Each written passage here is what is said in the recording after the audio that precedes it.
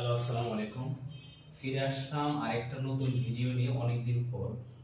কারণ মাঝখানে আমি একটু ব্যস্ত ছিলাম 3-4 দিন, এই জন্য ভিডিও দিতে পারিনি। আবার ইনশাআল্লাহ শুরু হলো রেগুলার ভিডিও আপলোড দেওয়া।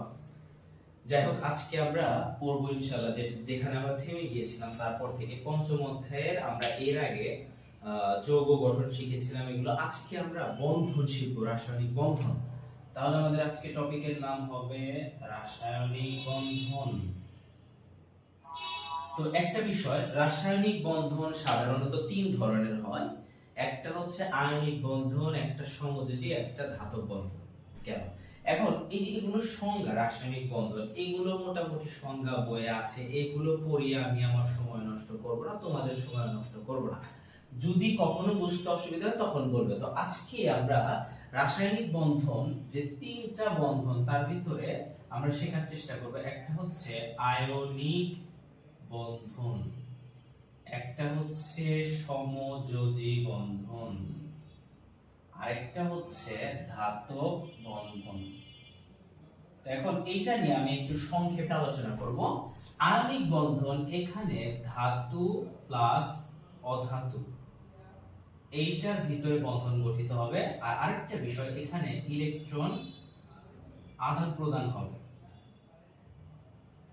আদান প্রদান, বাস এখানে। আর সমযোজী বন্ধনের ক্ষেত্রে কি হবে? শুধুমাত্র অধাতু প্লাস অধাতু এই দুইটা হবে, আর এখানে ইলেকট্রন শেয়ার হবে। ওকে, ডান, এটা গেল। আর ধাতব বন্ধন, অনেকে বলে ধাতুর ধাতুর ভিতরে বন্ধন, আসলে না। ধাতুর ভিতরে যে মুক্ত ইলেকট্রন গুলো থাকে সেগুলোর ভিতরে বন্ধন, অর্থাৎ এখানে আমরা লিখব ধাতুর মধ্যকার মুক্ত ইলেকট্রন এর বন্ধন। আশা করি বুঝতে পেরেছো।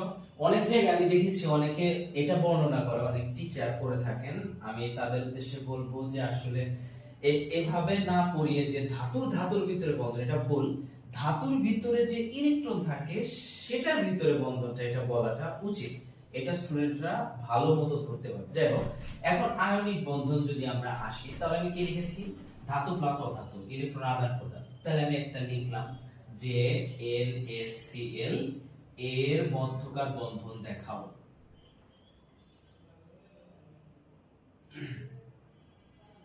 তাহলে আমরা একটা কাজ করি, কি দেওয়া আছে? সোডিয়াম ক্লোরাইড, এটা। তাহলে সোডিয়াম একটা ধাতু, ক্লোরিন একটা অধাতু, তাহলে তার ভিতরকার মধ্যকার বন্ধন অবশ্যই আয়নিক বন্ধন হবে। তাহলে কিভাবে হবে সেটা আমরা একটু দেখি। দেখো, প্রথমে আমাদের যাই বলুন, প্রথমে আগে সোডিয়ামের ইলেকট্রন বিন্যাস করব 1s2 2s2 2p6 3s1। এরপরে ক্লোরিন, মানে যেটা যৌগই থাকুক তার ভিতরে আগে মৌলগুলোর ইলেকট্রন বিন্যাস করব। ক্লোরিনের 1s2 2s2 2p6 3s2 3p5। তাহলে এখন আমরা চিত্র আঁকি। সোডিয়ামের চিত্রটা কেমন হবে? প্রথম কক্ষপথে দেখো দুইটা ইলেকট্রন, পরে 8টা, পরেরটা একটা। তাহলে যে দুইটা 8টা, সরি 8টা, এর পরেরটায় কয়টা? একটা। তাহলে আর আমরা ক্লোরিনের চিত্রে কি জানবো? ক্লোরিন এই যে প্রথম কক্ষপথে 2টা, দ্বিতীয় কক্ষপথে 8টা, তৃতীয় কক্ষপথে 7টা, এটা আমরা দিলাম। এবং আমরা একটা কাজ করব, এই যে একটা রাখবো এই পাশে। কেন? কারণ এই যে এই ইলেকট্রনটা গ্রহণ করতে সুবিধা হবে। তার মানে সোডিয়াম ওর একটা ইলেকট্রন ছেড়ে দিবে, আর ক্লোরিন একটা ইলেকট্রন গ্রহণ করবে। কেন? সিম্পল ভাবে, সোডিয়াম যদি এই একটা ইলেকট্রন ছেড়ে দেয় তাহলে দেখো এই কক্ষপথটাই নাই হয়ে যাবে, মানে এখানে লাস্টের কক্ষপথে 8টা চলে আসে। আবার ক্লোরিনের বাইরের কক্ষপথে 7টা আছে, ওই ইলেকট্রনটা গ্রহণ করলে সে 8টাতে ফুলফিল হবে। তাহলে এখানে চিত্রটা হবে সোডিয়াম একটা ইলেকট্রন ত্যাগ করেছে, Na+। তাহলে প্রথম কক্ষপথে 2টা, দ্বিতীয় কক্ষপথে 8টা, আর তৃতীয় কক্ষপথ নেই। কেন বলতো? কারণ সে ইলেকট্রন ছেড়ে দিয়েছে। আর এখানে Cl একটা, ক্লোরিন একটা ইলেকট্রন গ্রহণ করেছে। সুতরাং এই প্রথম কক্ষপথে 2টা, দ্বিতীয় কক্ষপথে 8টা, আর তৃতীয় কক্ষপথে 8টা হয়ে যাবে। কেন বলতো? কারণ সে একটা ইলেকট্রন গ্রহণ করেছে। এটা হচ্ছে সোডিয়াম ক্লোরাইডের বন্ধন গঠন আমি দেখালাম। এরপরে আরো কিছু লিখতে হবে, সেটা হচ্ছে নিচে যে এটা লিখতে হবে। দেখো, একটু তাকাও, Na থেকে কিসে পরিণত হয়েছে? Na+, আবার Cl থেকে Cl-। তো এটাকে আমরা একটু এভাবে লিখবো Na থেকে পরিণত হয়েছে Na+। কিভাবে? একটা ইলেকট্রন ত্যাগ করে, বা আমি এভাবে বুঝাই, এটার মাথার উপর কিছু নাই মানে জিরো, মনে করো জিরো আছে, আর এটার মাথার উপর প্লাস, তাহলে বড় কোনটা? প্লাস, তাহলে তার সাথে দিবা। কত বড়? এক বড়, একটা ইলেকট্রন দিছে, শেষ। এখানে ক্লোরিন, তাহলে ক্লোরিন থেকে পরিণত হয়েছে Cl-। তাহলে দেখো এটার মাথার উপর কিছু নাই মানে জিরো, এটার মাথার উপরে -1, তাহলে জিরো বড় না -1 বড়? অবশ্যই জিরো বড়, তাহলে এখানে একটা এক বড়, শেষ ইলেকট্রন। এভাবে লিখলে হয়। এরপর আমরা লাস্ট লিখে দিব এভাবে, এই দুটো যোগ করব Na + Cl, এই বরাবর যোগ করব Na+ Cl-, এটাকে আমরা লিখে দিব NaCl। বাস, এটা চিত্র হয়ে গেল আমাদের। এটা NaCl এর বন্ধন গঠন। আশা করি বুঝতে পেরেছো, কোনো সমস্যা নাই। আবার যদি তোমাকে বলে, ধরো এই যে এটা বললো MgCl2, তাহলে দেখো তো ম্যাগনেসিয়াম কয়টা? একটা। আর ক্লোরিন কয়টা? দুইটা। আমরা ম্যাগনেসিয়ামের যদি চিত্রটা আঁকি তাহলে বুঝতে পারবো, প্রথম কক্ষপথে দুইটা ইলেকট্রন বিন্যাস করবা, দ্বিতীয় কক্ষপথে 8টা, তৃতীয় কক্ষপথে 2টা। তাহলে দেখো তো এই দুইটা ইলেকট্রন সে দিয়ে দিবে। তো এখানে ক্লোরিন কয়টা? দুইটা। একটা ক্লোরিন একটা ইলেকট্রন সর্বোচ্চ গ্রহণ করতে পারে, তাহলে দুইটা ক্লোরিন দুইটা ইলেকট্রন গ্রহণ করে ফেলবে। তখন আমরা এখানে Mg এর পরিবর্তে লিখব Mg+2। কেন? কারণ সে দুইটা ইলেকট্রন ত্যাগ করেছে। আর তখন একটা ইলেকট্রন গ্রহণ করবে একটা ক্লোরিন, আরেকটা ইলেকট্রন গ্রহণ করবে আরেকটা ক্লোরিন। তখন আমরা লিখব এখানে Cl-, মানে ওই বরাবর Cl একটা গ্রহণ করেছে, ওই বরাবর তীর চিহ্ন দিয়ে Cl- এর একটা চিত্র আঁকবো, এই যে এটা। আবার আরেকটা যে গ্রহণ করেছে Cl, ওইটারও আরেকটা চিত্র আঁকবো Cl-। তখন আমরা এখানে লিখব Mg থেকে Mg+2, তাহলে 2 ইলেকট্রন লিখবো। আর এখানে ক্লোরিন কয়টা গ্রহণ করবে ইলেকট্রন? ম্যাগনেসিয়ামের দুইটা, তাহলে 2Cl, দুইটা ইলেকট্রন গ্রহণ করে 2Cl-। তখন আমরা কি লিখব? Mg+2Cl, এখানে লিখব Mg+2 আর 2Cl-। তখন আমরা কি লিখব? এটাকে একবার লিখে দেব MgCl2। ঠিক আছে, আশা করি তোমার আয়নিক বন্ধনে কোনো সমস্যা নেই। এখন আমরা একটু সমযোজী বন্ধন দেখব, এটা শিখে আজকে আমরা টপিক শেষ করব। ধাতব বন্ধন আহামরি তেমন কিছু না, তাও আমি বলে দেব লাস্টে, সমস্যা নেই। এখানে দেখো সমযোজী বন্ধন আমরা কি লিখেছি? অধাতু প্লাস অধাতু। তাহলে ছোট্ট করে বললাম, ধরো CCl4, এখানে কি আছে? কার্বন ক্লোরিন, কার্বন অধাতু ক্লোরিন অধাতু। তার মানে এই সবগুলো যদি বন্ধন গঠন করে তাহলে সমযোজী বন্ধন। তাহলে আমরা কি করব? প্রথমে কার্বনের ইলেকট্রন বিন্যাস আমি বলেছিলাম সব সময় ইলেকট্রন বিন্যাস 2s2 2p2।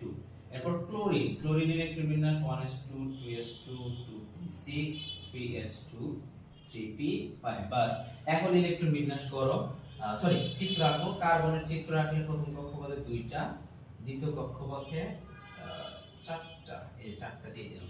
এখন একটু চিন্তা করো, আমাদের কি ছিল? CCl4 ছিল, তার মানে ক্লোরিন কয়টা? 4টা। তা আমরা জানি যে ক্লোরিনের বাইরের কক্ষপথে একটা ইলেকট্রন দরকার হলে সে 8টা ফিল আপ করবে। তাহলে সে যদি একটা ইলেকট্রন গ্রহণ করতে পারবে না, কেন? কারণ এখানে কার্বন কার্বন ইলেকট্রন শেয়ার করবে।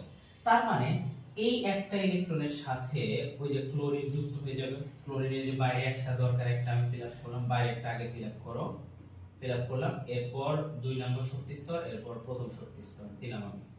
মানে ক্লোরিনের চিত্রটা আমি আঁকলাম শেয়ার করে। তাহলে এখানেও আরেকটা ক্লোরিন হবে সেম, এই যে ক্লোরিনের একটা বাদ থাকবে এর সাথে যুক্ত করে শেয়ার। এখানেও কি? Cl শেয়ার, এখানেও কি? Cl share. মানে এখানে কিন্তু আমি পরিপূর্ণ চিত্র আঁকিনি, একটাই কে দেখাচ্ছি, কিন্তু টোটাল কিন্তু 4টা হবে। তাহলে এখানে দেখা যাচ্ছে, দেখো প্রত্যেকটা কার্বনের একটা একটা করে ছিল বিজোড় ইলেকট্রন, ক্লোরিনের একটা একটা ছিল, সবগুলো যুক্ত হয়ে গেল, যুক্ত হয়ে কি হলো? সমযোজী বন্ধন হলো। তার মানে এখানে অধাতু অধাতু ইলেকট্রন শেয়ারের মাধ্যমে সমযোজী বন্ধন গঠন করেছে। আশা করি বুঝতে পেরেছো। সমযোজী বন্ধন যদি এটা বলে Cl2, তাহলে কি হবে? Cl এর চিত্র আঁকবা, এই যে প্রথম কক্ষপথে 2টা, দ্বিতীয় কক্ষপথে 8টা, তৃতীয় কক্ষপথে 7টা, 1 2 3 4 5 6 7। তাহলে ওই যে আরেকটা ক্লোরিনের একটা ইলেকট্রন বাদ থাকে, তো একটা যুক্ত হবে ওইটার সাথে, তাহলে কি হবে? ওই আগের মতো চিত্র। 2 নম্বর কক্ষপথ,